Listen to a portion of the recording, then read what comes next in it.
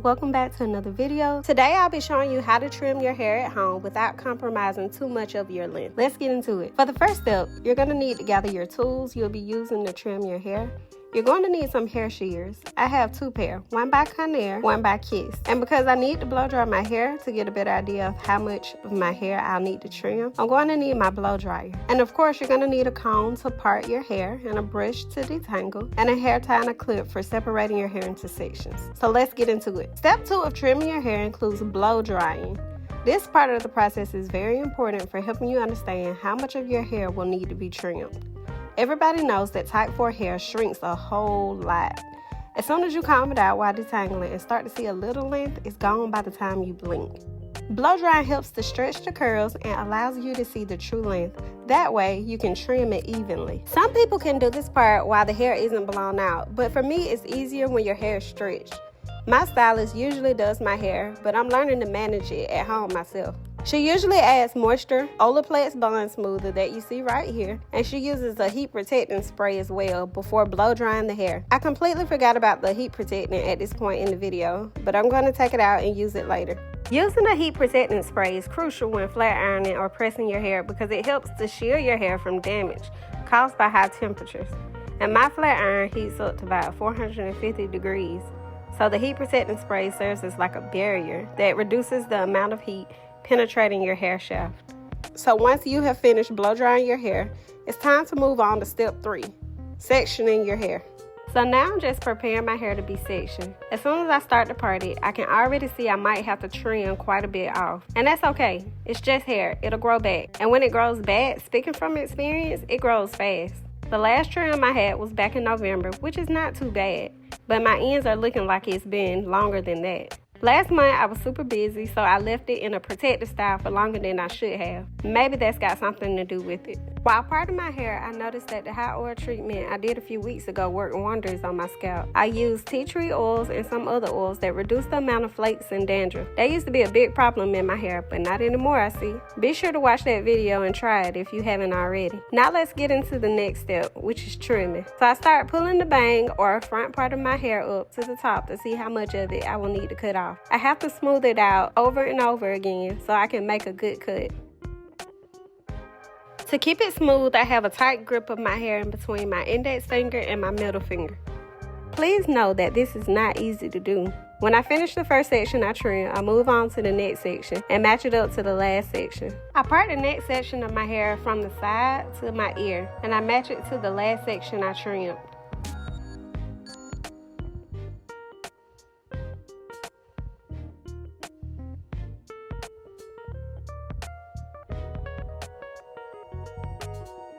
Then I do the same thing on the other side. I'm just matching it up with the section I previously trimmed to make sure it's even.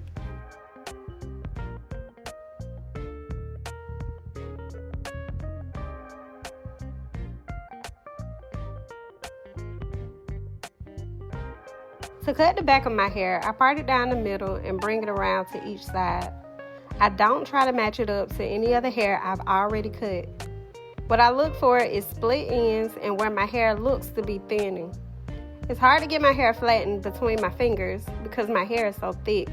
So I'm smoothing it out over and over again.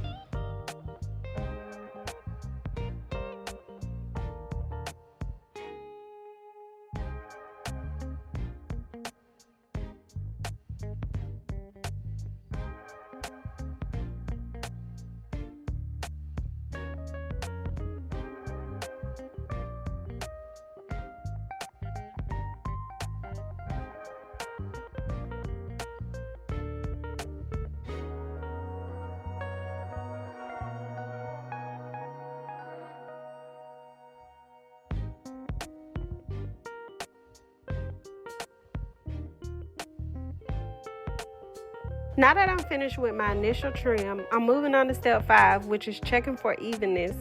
I'm going to start by pulling the first section up to the top and make sure there is no hair that's uneven. My stylist does the same thing once she has trimmed my hair.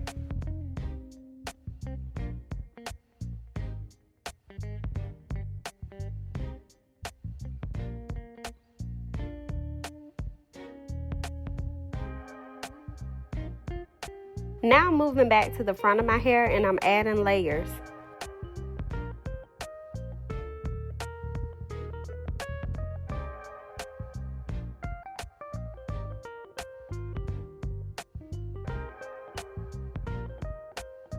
Now that I'm all done with my trim, I'm ready to style. I'm very satisfied with how my trim came out. Now it's time to bring out Old Faithful, my old ceramic Science Tooth flat iron. And I'll be using my mini baby bliss that was a gift from my sister. It's perfect for my roots.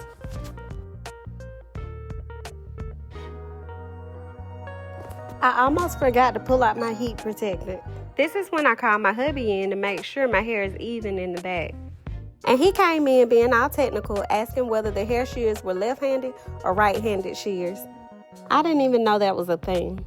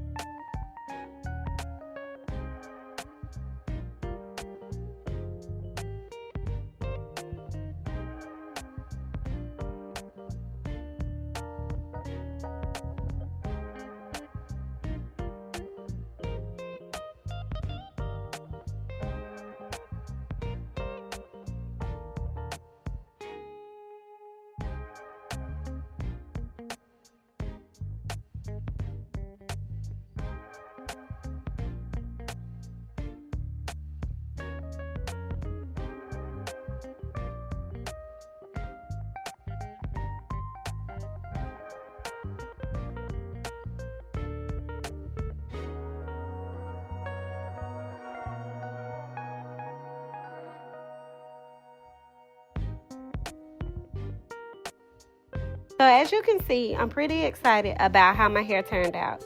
Old Faithful came through for you, girl. I hope this video could help someone. Be sure to subscribe to my channel, leave a comment, and turn on your post notifications by ringing the bell. See y'all in the next video.